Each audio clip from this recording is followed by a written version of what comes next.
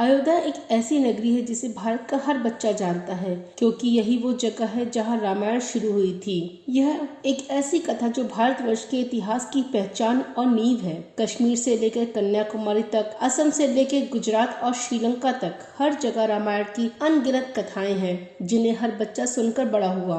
रामायण के बहुत से किरदारों के बारे में हम बहुत कुछ जानते हैं, पर कुछ लोग ऐसे भी हैं जिनसे जुड़ी हैं कुछ अनकही कहानियां। लक्ष्मण ने जीवन भर श्री राम की सेवा की, ये बात तो सभी जानते हैं, लेकिन इनकी मृत्यु कैसे हुई ये बात बहुत कम लोग जानते हैं। ये बात वाल्मीकि रामायण में बताई गई है। रामायण के अनुसार श्री राम ये बात जानते थे कि लक्ष्मण की मृत्यु का कारण भी वो ही बनेंगे, लेकिन मर्यादा पुरुषोत्तम ने अपने दिए हुए वचन को निभाया।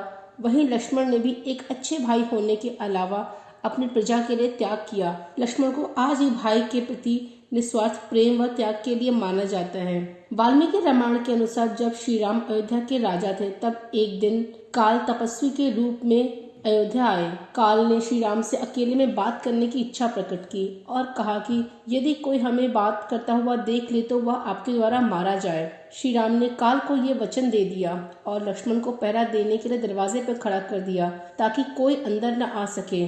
जब काल और श्री राम बात कर रहे थे, तभी महर्षि दुर्वासा वहां आ गए। वे श्री राम से मिलना चाहते थे। लक्ष्मण ने उनसे कहा कि आपको जो भी कार्य है मुझसे कहिए, मैं आपकी सेवा करूंगा। यह बात सुनकर महर्षि दुर्वासा क्रोधित हो गए और उन्होंने कहा, अगर इसी समय तुमने जाकर श्री राम को मेरे आने के बारे में नहीं बताया तो मैं तुम्हारे पूरे राज को श्राप दे दूंगा। लक्ष्मण ने सोचा कि अकेले मेरी ही मृत्यु हो यह अच्छा है, किंतु प्रजा का नाश नहीं होना चाहिए। यह सोचकर लक्ष्मण ने श्री राम को जाकर दुर्वासा मुनि के आने की सूचना दी। महर्षि दुर्वासा की इच्छा पूरी करने के बाद श्री राम को अपने वचन का ध्यान आया। तब लक्ष्मण ने कहा, आप निश्चिंत होकर मेरा वध कर दीजिए, जिससे आपकी प्रतिज्ञा भंग न हो। जब श्री राम ने ये बात महर्षि वशिष्ठ को बताई तो उन्होंने कहा, आप लक्ष्मण का त्याग कर दीजिए। साधु पुरुष का त्याग व वध एक ही समान है। श्री राम ने ऐसा ही किया। श्री राम द्वारा त्यागे जाने से दुखी होकर लक्ष्मण सीधे सरयू नदी के तट पर पहुंचे और योग क्रिया द्वारा अपना शरीर त्याग दिया। शांता। भगवान राम के 3 भाई लक्ष्मण, भरत और शत्रुघ्न थे, लेकिन बहुत कम लोग यह जानते हैं कि भगवान राम की एक बहन भी थी जिनका नाम शांता था। चारों भाइयों में शांता सबसे बड़ी थी। रामायण महाकाव्य की मूल रचना ऋषि वाल्मीकि द्वारा की गई, लेकिन अन्य संत, वेद और पंडितों जैसे तुलसीदास, संत एकनाथ आदि द्वारा भी इनके अन्य संस्करणों की रचना की गई। ऐसे में प्रत्येक संस्करणों में अलग अलग तरीके से रामायण की कहानी का वर्णन मिलता है। रामायण से जुड़े प्रचलित किस्सों से सभी लोग प्रचलित हैं और रामायण के मूल चरित्रों के बारे में भी सभी लोग जानते हैं। भगवान श्री राम से जुड़े हर किस्से को भी वो लोग जानते हैं, जैसे कि भगवान राम राजा दशरथ और देवी कौशल्या के पुत्र थे। भगवान राम के 3 भाई थे, लेकिन इस बारे में बहुत कम लोग जानते हैं कि श्री राम जी की एक बहन भी थी जिनका नाम शांता था। रामायण महाकाव्य में देवी शांता का जिक्र बहुत ही कम सुनने को मिलता है, इसलिए बहुत कम लोगों को पता है कि राम जी की एक बड़ी बहन भी थी। देवी शांता राजा दशरथ और देवी कौशल्या की बेटी थी, लेकिन उन्होंने बेटी को गोद दिया, इसीलिए रामायण में देवी शांति का जिक्र कम ही सुनने को मिलता है और राम जी समेत अन्य भाइयों की चर्चा अधिक है। शांता को लेकर अलग अलग मान्यताएं और कथाएं प्रचलित हैं, लेकिन एक मान्यता के अनुसार ऐसा कहा जाता है कि एक बार अंग देश के राजा रोमपद अपनी पत्नी रानी वर्षिणी के साथ अयोध्या आए हुए थे। राजा रोमपद और वर्षिणी की कोई संतान नहीं थी। बातचीत के दौरान जब राजा दशरथ को इस बात का पता चला तो उन्होंने कहा, आप मेरी पुत्री शांता को संतान के रूप में गोद ले लीजिए। राजा दशरथ की यह बात सुनकर रोमपद और वर्षिणी बहुत ही खुश हो गए। उन्होंने शांता को गोद लेकर बहुत ही स्नेहपूर्वक उसका पालन पोषण किया और माता पिता के सारे कर्तव्य निभाए। एक दिन राजा रोमपद अपनी पुत्री शांता से कुछ बात कर रहे थे, तभी उनके दरवाजे पर एक ब्राह्मण आए। ब्राह्मण ने राजा रोमपद से प्रार्थना करते हुए कहा कि वर्षा के दिनों में वे खेतों की जुताई में राज दरबार की ओर से कुछ मदद करने की कृपा करें। लेकिन राजा शांता के साथ बातचीत में इतने व्यस्त थे कि उन्होंने ब्राह्मण की कोई बात ही नहीं सुनी। ऐसे में द्वार पर आए हुए जरूरतमंद ब्राह्मण की याचना न सुनने पर उससे बहुत दुख हुआ।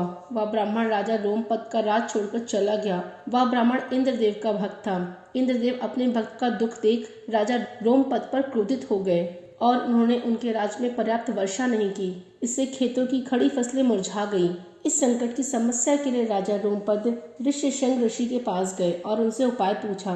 तब ऋषि ने बताया, उन्हें इंद्रदेव को प्रसन्न करने के लिए यज्ञ करना चाहिए। इसके बाद राजा रोमपद ने ऋष्यशृंग ऋषि से यज्ञ कराया और राज्य के खेत खलिहान पानी से भर गए।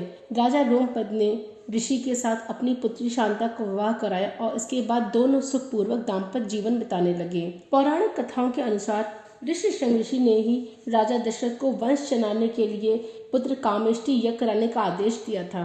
इस यज्ञ के बाद राम, भरत और जुड़वा लक्ष्मण और शत्रुघ्न का जन्म हुआ। कहा जाता है कि अयोध्या से लगभग 39 किलोमीटर पूर्व में आज भी आश्रम है और यहाँ उनकी और देवी शांता की समाधि है। हिमाचल में कुल्लू से करीब 50 किलोमीटर दूर शांता का एक प्राचीन मंदिर है जहाँ नियमित रूप से उनकी पूजा होती है। मीनाक्षी ऋषि विशर्वा और कैकसी की सबसे छोटी बेटी और रावण व कुंभकर्ण की बहन मीनाक्षी, जिनको हम बाद में शूर्पणखा के नाम से भी जानते हैं। हम सब ने रामायण में देखा कि शूर्पणखा राम और लक्ष्मण के प्रति आकर्षित थी और लक्ष्मण जी ने उनकी नाक काट दी, जिसको लेकर उसने रावण को उनके खिलाफ बहुत भड़काया और रावण के मन में सीता जी के लिए गलत भावना डाली।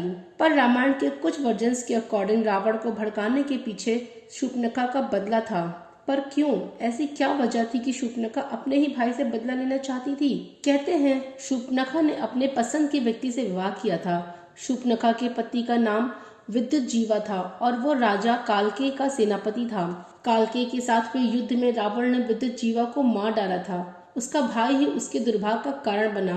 पति की मौत के बाद शूर्पणखा ने अपनी पूरी जिंदगी लंका और दक्षिण भारत के जंगलों में बिताई। वो कुछ दिनों के लिए अपने रिश्तेदार खर और दूषण के साथ भी रही। हालांकि कहानी ये भी है कि पति के मारे जाने के बाद वो अपने भाई रावण से बदला लेना चाहती थी, लेकिन उसे रावण की शक्तियों का एहसास था। जब उसने राम के पराक्रम के बारे में सुना तो रावण से बदला लेने की उसकी इच्छा फिर से जाग उठी। इसीलिए उसने राम और रावण के बीच दुश्मनी पैदा करने का काम किया, जिसकी वजह से रावण ने सीता का अपहरण किया और अंत में राम के हाथों उसकी मृत्यु हुई। कुंभकर्ण रामायण में एक ऐसा किरदार था जो 6 माह तक सोता था और एक दिन के लिए जागकर फिर 6 माह तक सो जाता था। हाँ दोस्तों, आपने सही सोचा, मैं बात कर रही हूँ रावण के छोटे भाई कुंभकर्ण की। क्या आप सबको पता है कि ऐसा क्यों था? उसके पीछे छुपा है एक श्राप। वाल्मीकि रामायण के अनुसार जन्म से ही कुंभकर्ण दानवी शक्ति का धनी था। जन्म लेते ही उसने संसार में तबाही मचानी शुरू कर दी। अपनी खुराक में वो रोज 1000 से भी ज्यादा जीव जंतुओं को खा जाता था। जब इंद्रदेव को इस बात का पता चला तो वो कुंभकर्ण के पास उससे युद्ध करने गए, और कुंभकर्ण इतना विशाल और ताकतवर था कि उसने इंद्रदेव के हाथी ऐरावत का ही दांत तोड़कर उसी से इंद्र पर आक्रमण कर दिया। तब इंद्रदेव घोर चिंतित हो गए और वो बाकी देवताओं के साथ ब्रह्मा के पास गए। अगर ऐसा ही चलता रहा तो संसार बहुत जल्द नष्ट हो जाता। ब्राह्मण जी कुंभकर्ण के पास गए और उसे हमेशा सोते रहने का श्राप दे दिया।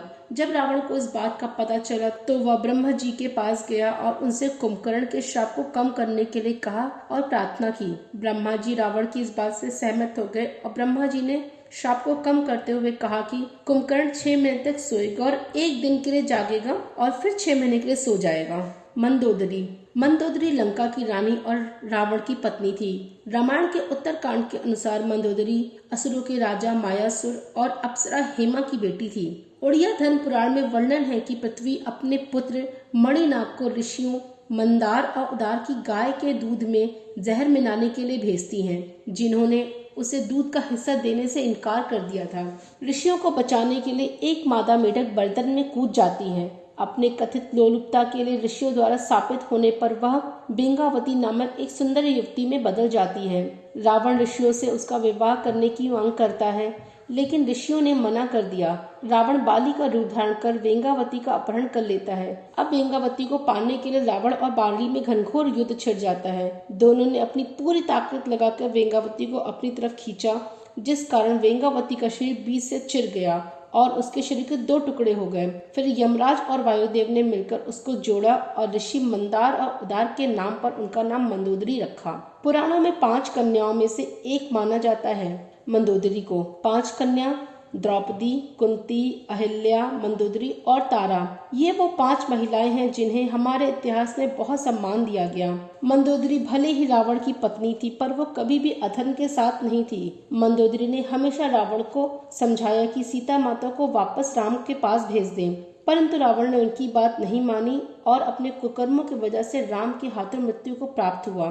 दोस्तों, मेरा वीडियो आपको कैसा लगा प्लीज कमेंट में जरूर बताइएगा और प्लीज मेरा चैनल सब्सक्राइब जरूर कर दीजिएगा। धन्यवाद।